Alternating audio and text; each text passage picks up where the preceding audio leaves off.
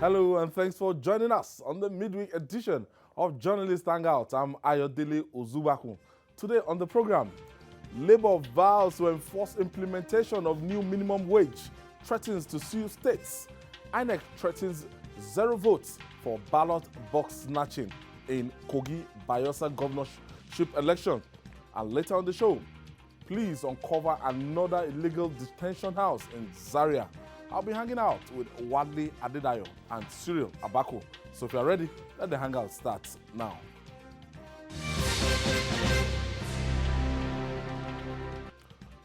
Thank you for joining us. For Nigerian workers, it is not yet Uhuru regarding the minimum wage question in the country, though the bill proclaiming 30,000 naira as the new minimum wage has since been signed into law. An agreement on consequential adjustments on the salary reached. The battle for its implementation may have just begun. Now, the Nigerian Labour Congress, NLC, has vowed to enforce the total implementation of the new national minimum wage across the states. The NLC president, Ayuba Waba, threatened that any states that violated the provisions of the new minimum wage law would be sued. That's the first time I'm going to hear something like that. So it's good for Nigeria. But to sue a state. So I think it will just be something like, after the federal government, we raised this concern yesterday, that when we saw the Nigerian Labour Congress, the federal government of Nigeria representative, that the Minister of State and the Minister of Labour and Productivity, when they were unemployment, when they were actually negotiating, I didn't see the state governors. The last time I saw the state governor was at the level of the tripartite committee for this 30,000 naira new minimum wage to be agreed on. Maybe it was 24 or 30. Now that we have a new minimum wage of 30,000 naira, the consequential adjustment, when you look at the calculation, there's like a booby trap if care is not taken. What has been arrived at? Now, this consequential adjustment will be binding on the states. How far can we go with this? No, I don't think whatever agreement reached at the federal level, realistically, I'm not a lawyer, and legally too, it should not be binding on the states. You have the basic, which is 30,000 for the lowest paid person, more or less. So as we are moving up, it depends on the capacity of each state. So NLC will have to negotiate with each of the states. No, it's not a question of NLC negotiating with each of them. You have NLC state chapters in each of the states now. So exactly. So they have to go and talk to their state battle governments, and that's just it. Because some governors might want to do it for political reasons. I mean, because of what is being done in Abuja, or some, well, we are going to pay, we are going to do this, we are going to do that. They will be creating problems for their successors, and even if possible, themselves.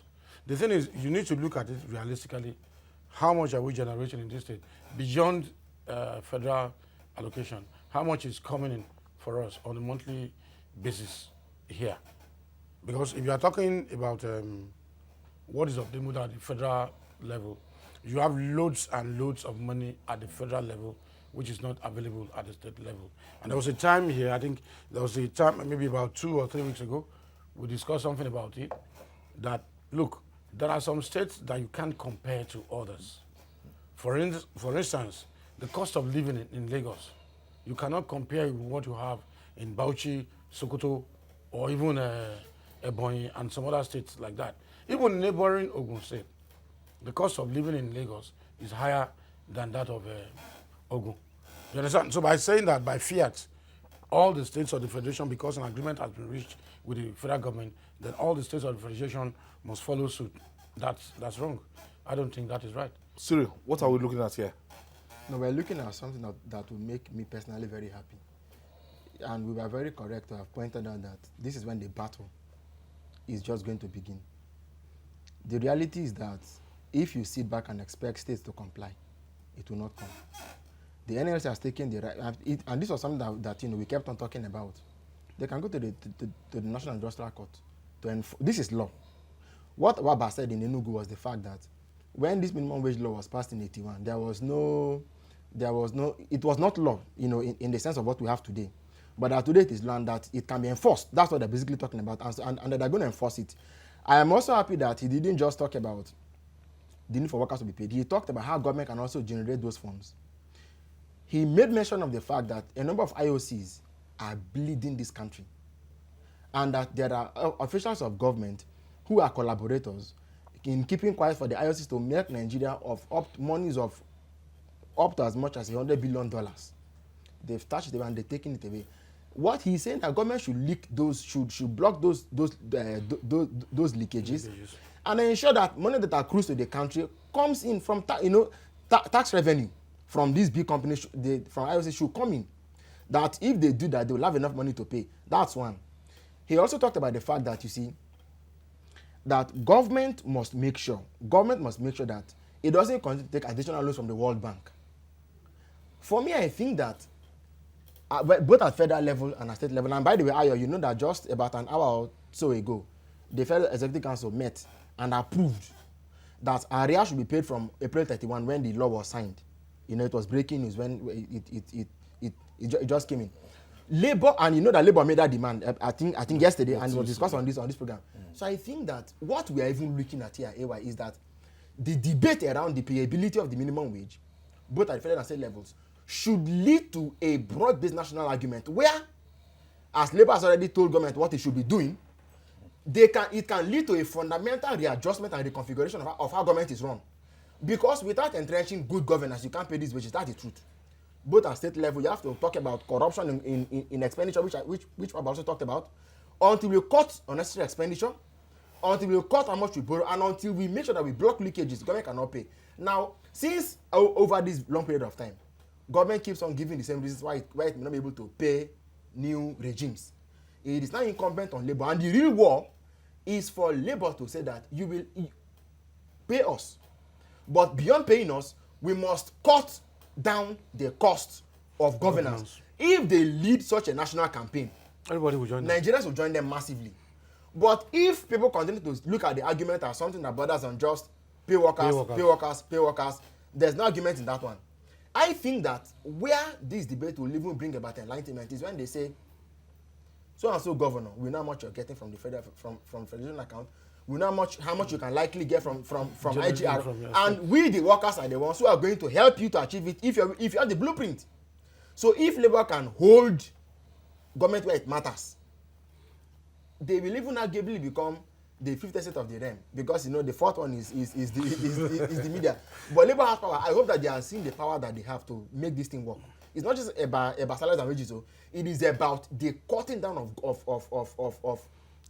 cost of governance and bringing Nigeria back to where it should be in terms of its fiscal responsibility. There's a lot of fiscal corruption and irresponsibility across different tiers of government. A lot of people will say, Wale, that look, this 30,000 naira we're talking about, that is just equivalent to the 18,000 naira some years back that that they got in 2011. What am I saying? They're saying that same money, when they take it to the market, how much was a bag of rice 4 years ago? How much is a bag of rice right now? They're talking about, look at the roads, look at the infrastructure available, look at the amount that we need to pay for school fees. Public schools are not, they are not, you can't send your children to public school, you have to send them to private school. And with this wage, how possible? You see, the real challenge, basic amenities that government is meant to provide. See, he was talking about, Siri was talking about it earlier. The real challenge there, to me, it's like he took the words out of my mouth. A lot of people are still talking about minimum wage. Yeah, as desirable as minimum wage is, good governance and a proper restructuring of this country is much more important. Because if the average person should get 100,000 naira today as minimum wage, let me just give you an instance. I came in from Ijebu today, and it took me about 3.5 hours to get here because of bad road from Ijebu. Ordinarily, it should be 45, 50 minutes, yeah, max 50 minutes. The reality is that you spend a lot of money to maintain your car. The axles, all these things, you have shock absorber, name it, everything is messed up. And that's for a private car owner. Now, when you take that to the commercial driver, you calculate how much each individual is paying as fare, how much that guy will spend on his car, on his vehicle. in a month. You understand? If he has to move goods and services, it will go to it. See, at the end of the day, those talking about values, it's not just a question about the money. Let's go back to what he said. But in addition to that, there is a fundamental in Nigeria, which all of us, we are still glossing over. I said it the last time.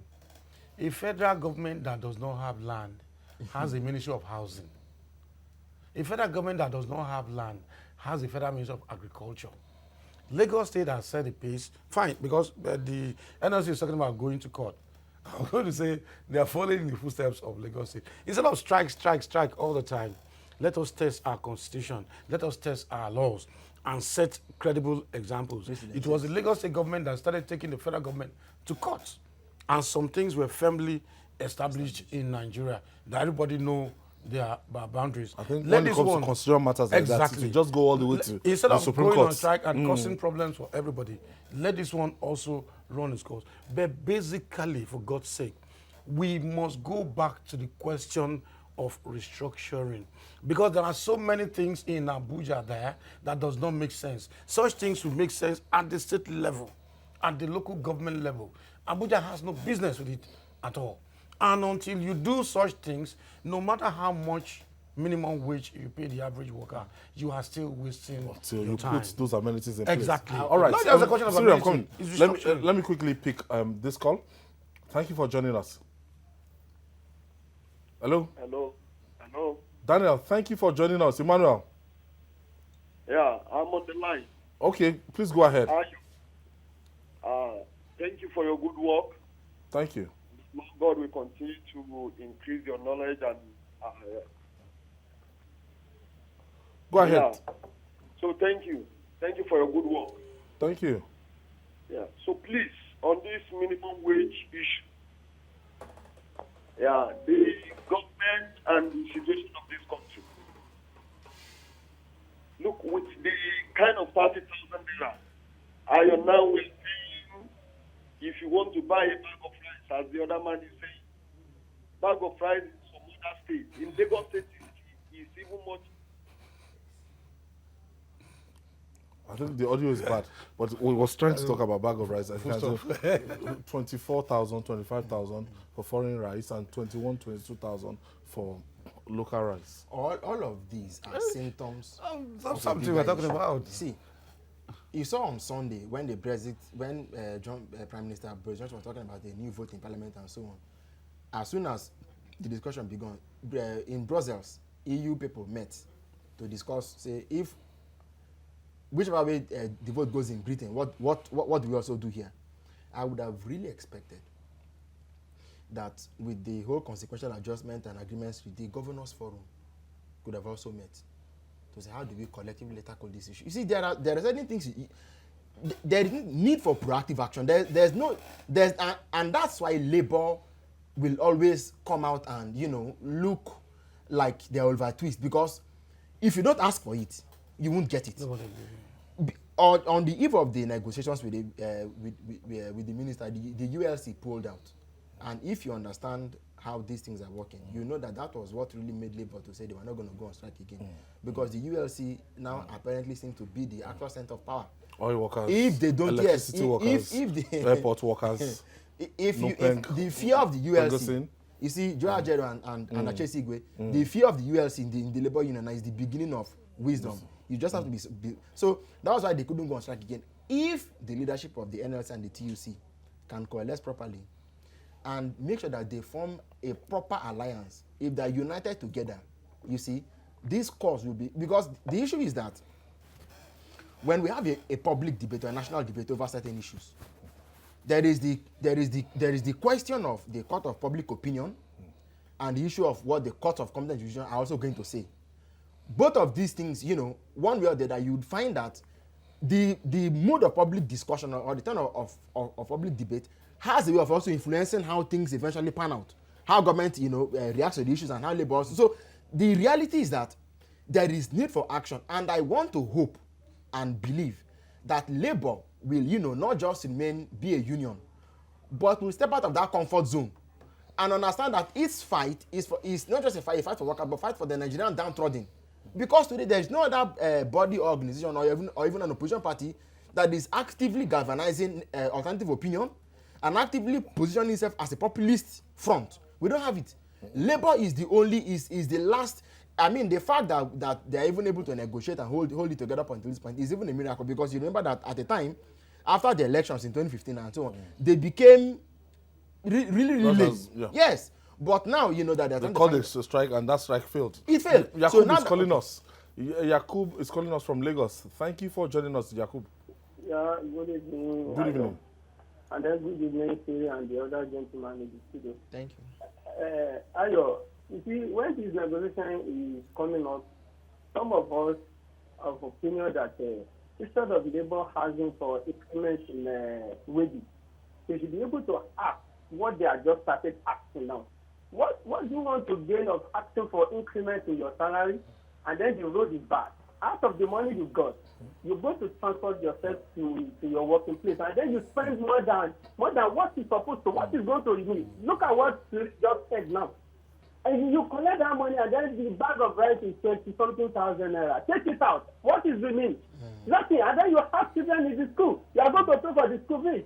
What is remaining? So basically, I totally agree with your guest, really, because Labour should be in forefront. They should be fight for the good governance in this country, so that Nigerian citizens will know that Labour is for us. Not to negotiate 30,000 naira. It is absurd. Thank you, God bless you. Thank you. I think what Yakub is trying to say is what we've been saying here. That good governance provides those. Good governance is number one. You see, because again, I always talk about Obafemi Awolowo when anytime I talk about minimum wage. It was his idea. It was his brainchild. What he said was that we need to put a benchmark to whom the Nigerian worker should be. Let's put a benchmark. Who should it be? What can empower him to become the definition of the minimum standard of living a Nigerian should have? But you see, then he was scorned and laughed at. He used to say that as that if he became president or prime minister, whatever, then in those days, that he will not even have any siren or convoy and so on. He was talking, there are certain things that must be consistent with a philosophy when you want to espouse it. Today it is lacking. Even this whole debate and the way the negotiations went with the minister, the back and forth and so on, at the point it looked really boring. But AY, for goodness sake, it is good that we have come to this point. Where do we go from here? We are paying this minimum wage and reviewing it because, in a manner of speaking, we are paying the worker as a compensation for what is not there in terms of social infrastructure, roads, lighting, and so on. But today, both what he gets and what he's been given to compensate for together come to less than zero. So what is the way out? Why do you continue to use the same guns to shoot when you know that they are old and can no longer bring better results? So I think what Labour needs to do is, first of all, let them go back in-house. A house divided against itself cannot stand. They should go back and make sure that all the relevant centers, as they like to call themselves, come together and wage a unite. And I think they have elections next year. So I know that certain interests and so on are also trying to, divide them. But if they can come together and say, let us first of all see that as the vanguard of the voices in this country, so formidable. We are going to seek to make sure that before next year, we want to achieve something and let them throw it in the public space. I believe that Nigerians will come behind them. Look at Senate. Look at how much senators are in and what has been given to the Minister of Labour. Is it even comparable? So that's why where the real issue is. This battle, they must not let it fall now. This is when that the real thing has to start. I think I have another caller. Okay, Wale, rounding off on this now, and we want to look at these states, and I foresee days ahead, you start hearing the state chapters, giving the state governors ultimatums on the implementation of this new minimum wage.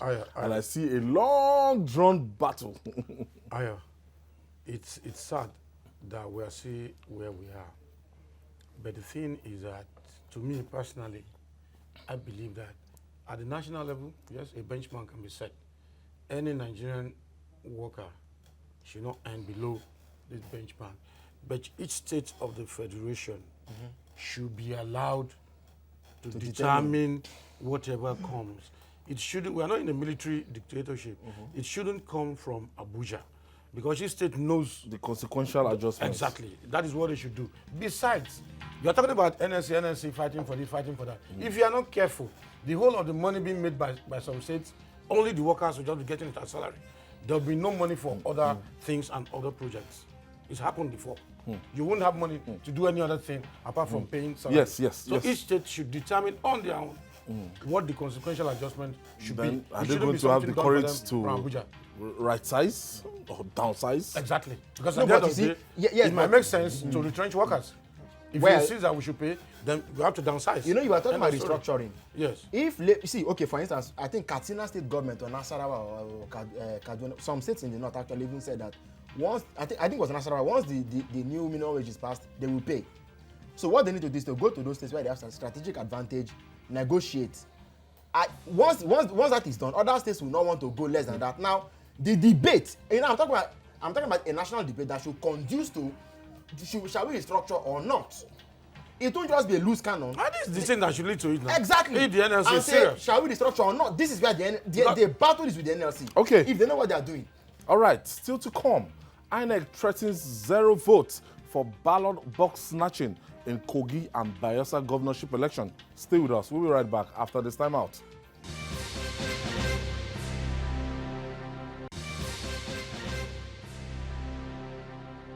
Welcome back. It's your multi-award winning program, Journalist Anga. We're reaching you live from Television Continental here in our headquarters, Lagos, Nigeria. Over the years, psychologists have claimed that the best way to tackle crimes in the society is to make such less attractive and lucrative to tempting hearts. So, effective tackling votes manipulation in the Nigerian electoral system will involve make such acts by desperate politicians ineffective.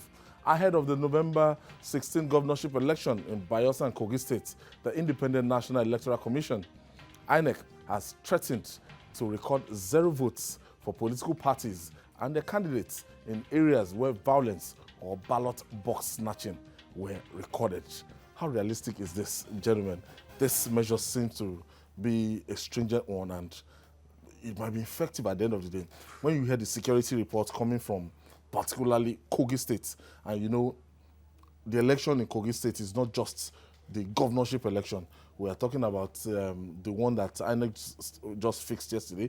Is it Kogi West senatorial district between Senator Smart Adeyemi and Senator Dino Melaye from that senatorial district. So, coupled with the tension of the governorship election that has gotten to a crescendo before, now you've not just added the senatorial election to it. Now they are now saying anywhere there's violence or anywhere there's any kind of manipulation and everything, that we're going to record 0.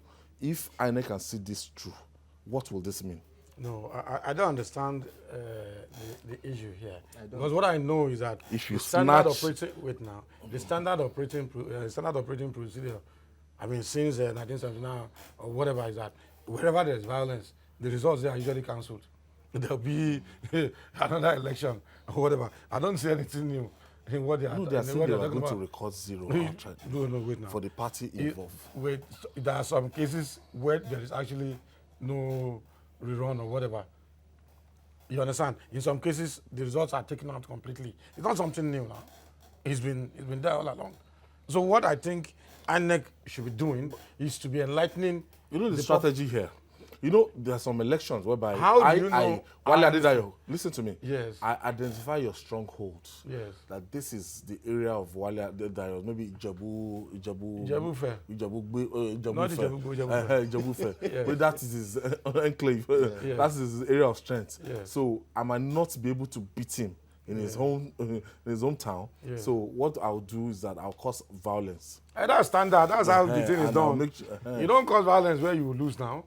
It's where your opponent is strong. That's He's where talking you go from experience. No, Wale I'm will- telling you, that's reality. An active It's where your opponent is participant. strong. As the You go journalist there has and covered cause elections for No. I'm Standard. For those of us It's that where we your know Wale's opponent is pedigree. strong. It's where your opponent is strong. You go there and cause katakata now. So that INEC will cancel the result there. So that's why I said there's no big deal about that. That's what has always been happening before now. But even if INEC wants to say party A, party B, how will INEC identify the party that has caused violence or the one that has not caused violence. Yeah, Because I that's can be all. from a place and I'm not popular there.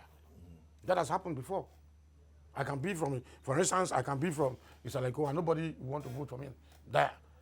You understand? There's violence there, and you say it's my opponent that caused violence. What if it is me? I know that, oh, if I should contest, I'm from this place. your people If I don't should like contest, my people don't like me. They won't vote for me. So I will precipitate the crisis.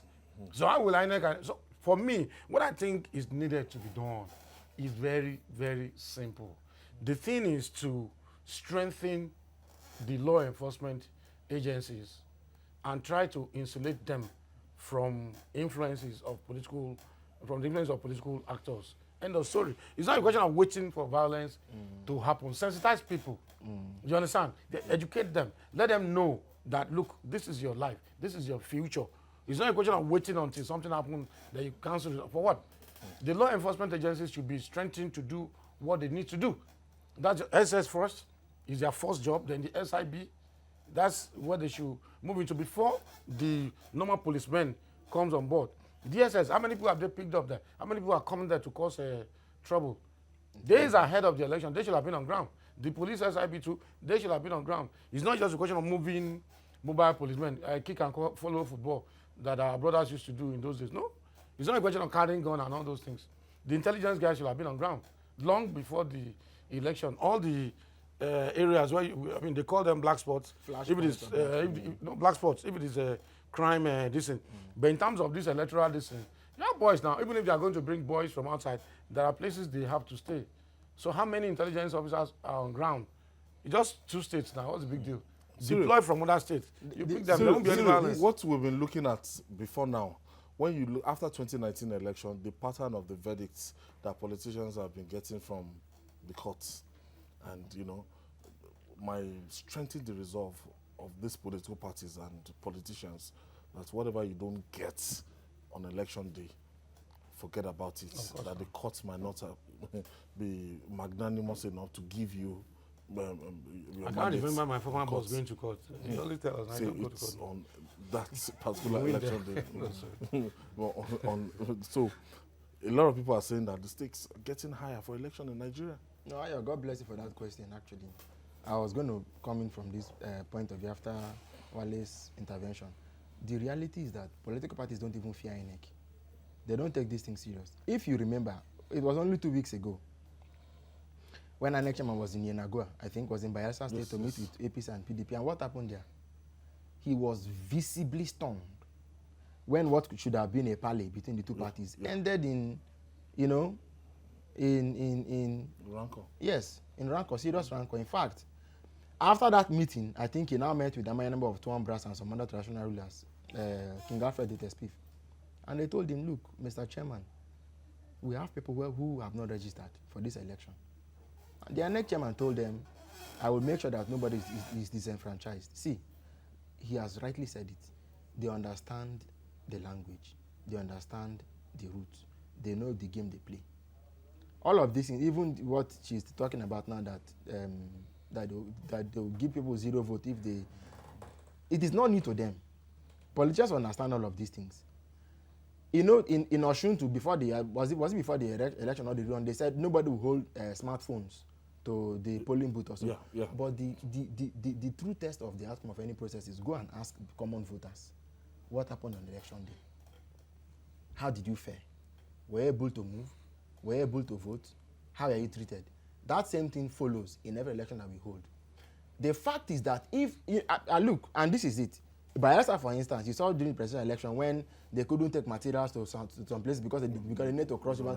Has INEC mastered its logistics first of all? That is what matters to me. Because you cannot unwittingly disenfranchise some people and you're issuing threats to other people too. It doesn't work. What mechanism that has INEC put in place, even if it was behind the scenes, to try to reconcile or to try to create some common ground after that fracas of that day between the APC and the PDP. So clearly, you are seeing all the signs of, that the class are pregnant, and you are saying that if whatever happens, you're going to give people 0 vote. What I would say is that Wale caught it very, very properly. The security agents, those that will be uniform, those that are not be uniform, should play their role without any iota that they are sympathetic to any political party. People should know that their votes will count, and that they can come out on election day to vote, and that the votes will be counted. If that is guaranteed, you will have a free and fair process. But you know, this all what they say in public, and the parties politicians don't listen to these things. They work on their strategies, and they want to win. And like you rightly said, the cost of, you know, at the point we thought that running an election cycle is extremely costly, but we have also seen that, look, even securing justice from the courts will look a much costlier hurdle, and so everybody wants to get it on that same day. How do you reduce detention, and how do you ensure that what you set out to do in that place is exactly what you're going to achieve? The primacy, what must take primacy, is that all key stakeholders are brought to the same table, and they have the liberty to do what the law says that they should do, without any interference. Where you can't guarantee that there's going to be a problem, and that problem will not be caused because people want to. It will be caused because you have created room for a casus belli that, you know, that is naturally going to burst. The question of readiness should be posed at, is INEC really ready? In Kogi, are they ready? The fault lines and the errors that were committed in February or March, earlier in the year, have they used them as learning paths or as learning calls for where they're going to do better in November? If the answer is yes, you know, we can rest assured. But I don't, you know, when it's time for every election, they come and say one new thing, no mobile phone, we are going to I think I have this caller. I don't think it works. Okay, so let me just take this call. Thank you for joining us, Shegun. Good evening, Ayo. Good evening. Thank you for joining us. Well, good evening. It's nice to see you after so many years. Shegun Abiodun. Good evening, sir. How are you, sir? INEC is just trying to tell us that they are doing their job. I don't think that is the way to go about it. If they are doing it, you will actually see that they are doing it. They don't really need to blow this trumpet. Like you gentlemen have said, doing the same thing the same way and expecting a different result, we won't get any different results. For example, electoral law, those who violated those laws, how many of them have you punished to date? Not a single person. And we are expecting that we'll get a different result doing the same thing the same way. We are deceiving ourselves. We are going around circles without doing all movement, no action, so to say. If I'm allowed to chip in on the labor issue that you raised earlier, I think what Wale was trying to say was that through federalism, the labor unions have to realize that Lagos is richer than Ekiti, for example. Ideally, you shouldn't expect the minimum wage in Lagos to be the same way in parts of Ekiti. A lot of the states in Nigeria are not viable. So we're doing the same thing the same way and expecting a different result.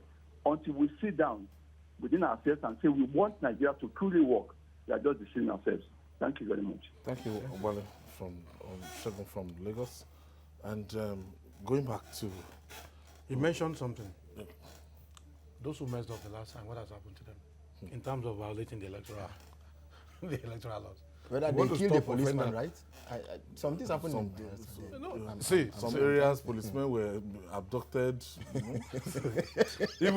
Let's even move forward. Talking about Bayelsa, you mentioned something about logistics that are they adequately prepared? Yes, There's still a question of kidnapping, piracy, and whatever on our waterways. And you know, in that part of the country, if you don't get on the waters, you can't get to some places. Yeah. So how do you get voting materials to those places and bring them back? It is not a question of INEC thing, because that's why I mentioned law enforcement first, law enforcement second, law enforcement third. To what extent are they cooperating with the security agencies to make sure that this thing will work on that, especially in Bayelsa State? Because like you mentioned, they're having a meeting and everything just blew out like that. Yeah, that's just a meeting, not the real day itself. So what will happen on election day? Even transporting, Bayelsa, even going for journalists that are going to cover the election. You've been there before? Yes, 4 years ago. I remember we had to take the speedboats, and the day of election, they had no movement on the waterways. And by the time we get to any of the naval bases, you have to just raise your hand and, you know, all sorts of things. But still, there was still widespread violence. That's what I'm telling you. You see, politicians don't fear these things. I'm from Okrika.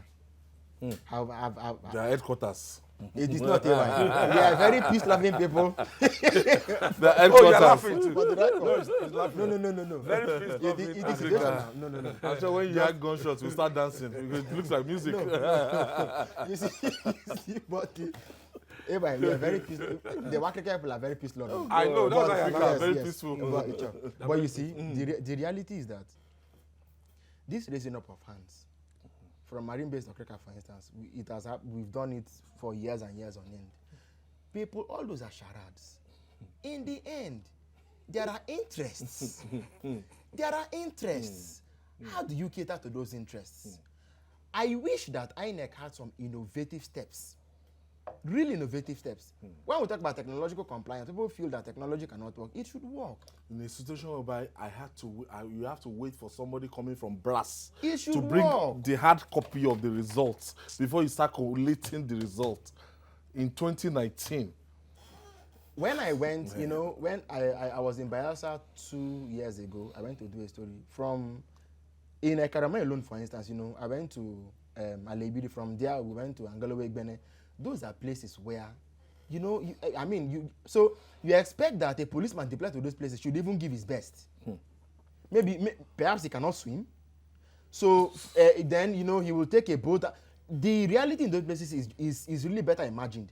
But like Wale has already said, the security agencies should be properly mobilized, and then the planning for the election shouldn't have come even some months to the time. It should have come a year, 2 years ahead, so that sufficient sensitization. The meeting that ended in a fracas had delegates, state party leaders of the parties, and in attendance at a hall, with people, delegates, and people were there.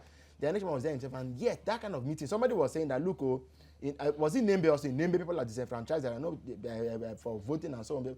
And somebody said to them, I said, why will you always talk about your place? That was it. The people started running and taking cover.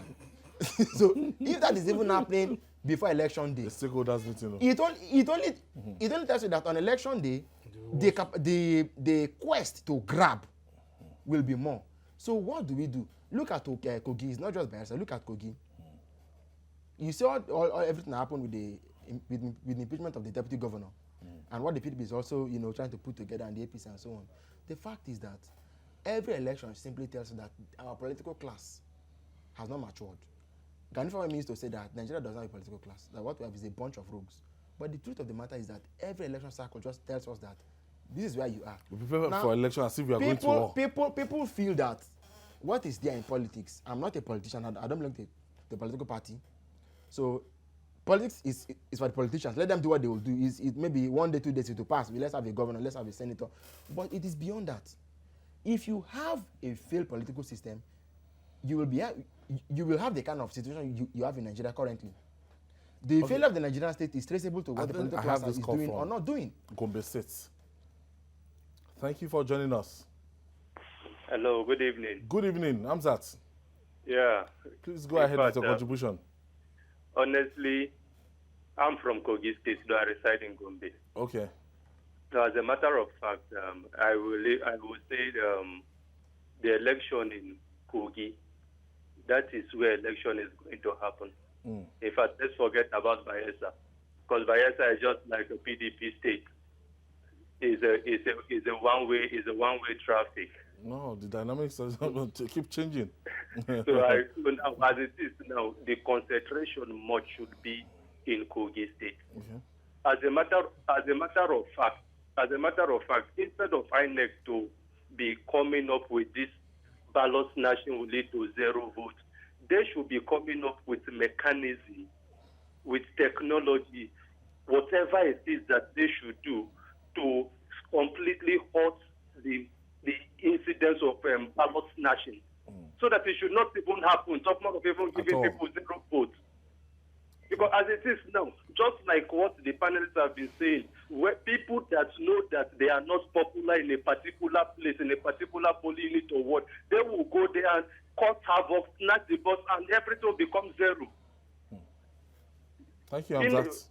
Okay, look, you can imagine. Thank you for your contribution, Hamzat.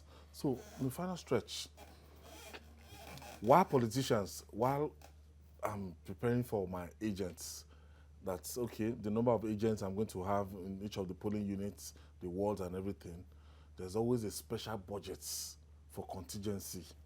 You need to spend extra money. Wait for police, for DSS, for NSCDC, for INEC, for coppers by each of these political parties, especially the frontline political parties that are hoping to win. Yeah. And at the same time, they are going to mobilize thugs, boys that would have brought in arms into the states before that particular election. Wale. No, it's not the issue of thuggery now. I think to be fair, I'm not talking about these far away places. Around here now, I think the thing is reducing. Sincerely speaking, it's reducing. Of course, guys do get mobilized, but it's not like before. Because if it's not reduced, with due respect to viewers and to yourself, you just need to ask yourself that how many people died in the last elections. Because normally when there are issues like that, if you have talks I have, there's no way they won't confront themselves on election day. Because if it's just a question of snatching one ballot here, that, blah, blah, blah, and violence is not too much. But on the critical issue of political parties spending money on election day to different categories of people, man, that is sad. It is still, and it is real. Wait, it is still prevalent. It is ongoing, and I'm sure it will keep on going on, because the reality is that at some point, we're talking about security agencies, right? the thing, what I think at the end, we're just that's where the compromise starts. If there is a level, what we call level playing field, if the other side knows that he or she lost normally, no problem, because it depends on the amount of money you give to those who are supposed to be umpires in the game. And I'm talking about unit level, not coalition, because coalition level, that's another story altogether. Every polling unit has what you are talking about. You have to give police money there. If a soldier is there, you have to give the soldier money. Even if it is road safety, anybody. Apart from what they've been given by the federal government to come and do their duty. That one, forget about that one. I'm not even talking about that one. Each of them. So I don't know how we're going to stop this. It has nothing to do with INEC. INEC should it's roll not out an INEC plan. thing. They should roll out this. There are some places in Bayelsa, for instance. See, if you want to cross from water hyacinth, won't even let. So let's have their strategic plan, for instance, and know exactly how they want to prosecute this whole thing. You know, it will give us a better picture into what they want to do. Now. Talking about that they'll give 0 vote to people who snatch ballot boxes. How do you even know which party? So that's what I said earlier. How will you know which party? You block the entire local government. That will even precipitate more violence. You know? All right, so moving on now. Our capacity as a people to copy which is desirable or otherwise is becoming legendary. The rave of discovery of illegal detention centers where inmates are subjected to all manner of torture is becoming heart-rending. Security officials in Kaduna State discovered another detention center in Zaria, Kaduna State, where dozens of inmates were rescued. The freed victims are to undergo medical checks before the next line of action. Cyril, what is this thing? Why, when we just start something, it's just going to be to the extreme? This is the thing that I honestly don't want to talk about. You know, the last time we were discussing this, Citizen Jones and Charles Edewan, I told them to pass me on, but since you brought it to me first, let me just say the little I can say. No, it's not funny. You know, sorry, sir. This is human waste. It's not just. Did you see the people that were in Adolf Hitler's gas chambers and torture chambers? They look the same. They look exactly the same. Monocled. It is not. I'm not sure that Adolf Hitler even manacled people. It was just about the fact that they were in concentration camps and that they looked that way. We are packed like sardines. But if you go and compare the pictures, 1941 and now, it's the same. Before we even come to the question of them, you see, it's not just about the degradation of the human body. It is what they've done to the mind. And this is what we have failed to do over the years. How is it that it is now that we are getting to know that such chambers, it's not just one IO, it was two. It was two. That's one. How are we just getting to know? And I am not seeing, apart from the media fanfare of these discoveries, I am not seeing any commensurate or concomitant urgent plan of action. What are the torture houses? What are they for? Let the owners explain it. The other one that came out, they said they were registered as rehabilitation. To rehabilitate what? Who are those people? Are they psychologists? Are they psychiatrists? And was the state government agency responsible for checking these people, going there from time to time to take inventory and take report of what was going on there? So it is not, this is a failure of government. First of all, Ayo, let me also ask this question. When you have this sort of alternative rehabilitation centers, so-called, what is the alternative in terms of social reform centers that government also should have put in place? The reality is that in a developing society like ours, there should be no capping or ceiling to the sort of social welfare programs that government wants to have for its people. If you want to bring people within a net and see that you galvanize and utilize their capacities to the optimum level for the social good, where you don't have that, where there's a void, things like this will fester. We found about 4 now, in 3 or 4 in Kaduna alone. 4 in Kaduna now, and 1 in Katsina. Should I be told now that there could be a lot more elsewhere? Are these rehabilitation centers? Because I want to look at, the standard rehab we have. Maybe if you get drug addicts, you want to take them to the rehab, and you want to offer solutions and everything. These places, what do they stand for? My response will be slightly different from what he has said, and I'll talk from a particular background along the line of what we spoke about earlier when we were talking about this minimum wage issue. You see, when we talk about government, he also spoke about government too. He said about the federal, about the state government. If we go back to where we were before, things like this would be severely, not just seriously minimized, it will be severely minimized. Why? Because governance at the lowest level is like zero. How many of the local governments are working? Even some states, it's like those state governments are not working because most of the things they're supposed to be doing, they're not doing it. So by the time you assign proper responsibilities, devolve power from the federal to the states, and at the same level, at the same time too. Are you telling me that it's the failure to do this that is allowing this kind of rehabilitation center to fester? He mentioned something, failure of government. Which level, which type of government are you talking about? Is it federal, state, or local government? State. Okay, with all the challenges that such a state government has, what is the local government, what is it they've been doing? Do they have local government police?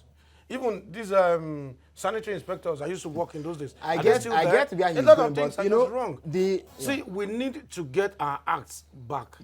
You are talking about all these rehabilitation centers. There are other worse things happening. Don't let me just say things. There are other worse things happening. Them in chains. If government had human beings, will it be it should have made a lot of difference. Will it be shocking? What kind of doctrine are they extending to them to, I read one, I saw one on TV the other time. He said he's a PhD holder and you were monarched for 2 years.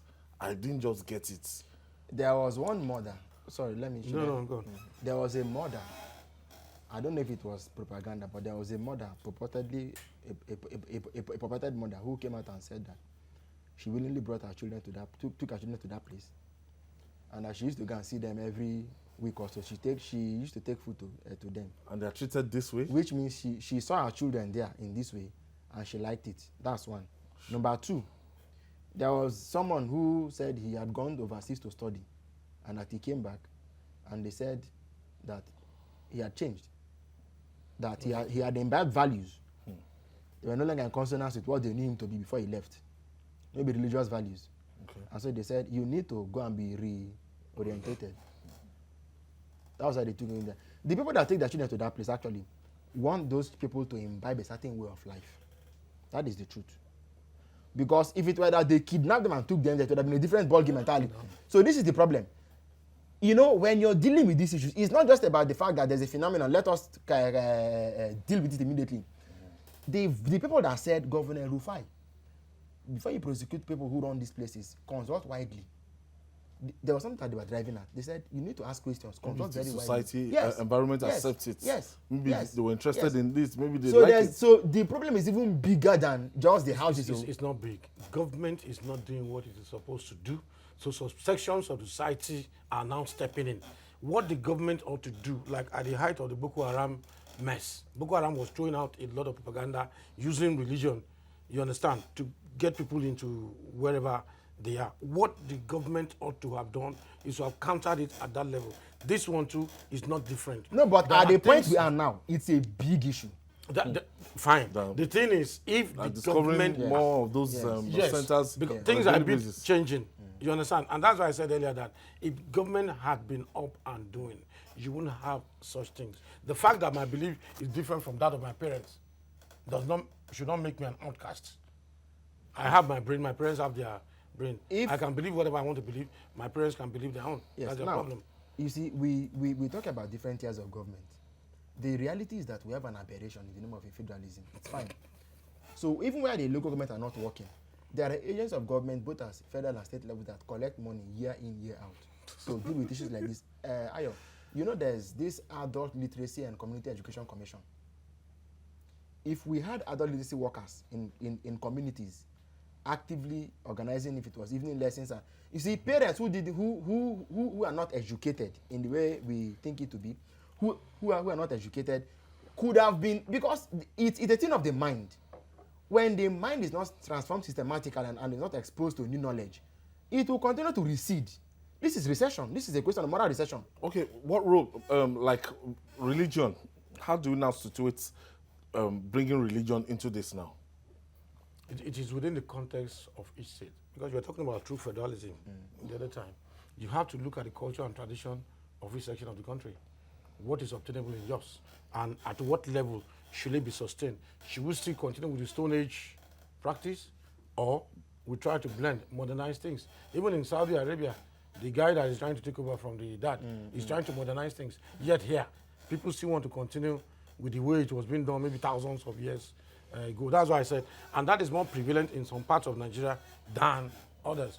What we do in Lagos or Ogun or Oyo, to me, should not be exported to Sokoto or Kebbi. But within the limits of, what they've been able to achieve in that area, they should be able to blend. There should be a kind of balance. You understand? So that people there can freely mingle with other Nigerians. I'm talking about the lower levels, not just the Are these higher centers meant for levels. de-radicalization, so to say? No, they are not. What we were told, well, I cannot say for sure, but what we were told was that they are rehabilitation centers. But rehabilitation from what is what I can't say. Because if they were so, in this present circumstance, maybe from Boko Haram and so on, the military has what is called Operation Safe Corridor. This is not safe corridor. And then you have this issue of now they go. So when you bust these places, and people are told to go back to their homes, should that be the case? There will be a vacuum. There's going to, and then that will. So please, I think there is need for. It's the job of the state government too. We'll find out much. We'll find out more. I want to thank you, Cyril Abaku and Wale Adedayo. Thank you for your contribution on today's program. And that's our offering today. Join us tomorrow for another episode of the program. You can also watch Journalist Hangouts on our platforms showing on the screen. We're also on YouTube, youtube.com/TVC News Nigeria. Our feedback channel is Journalist Hangout at tvcnews.tv. I'm Ayodele Uzubaku. Bye for now, and God bless Nigeria.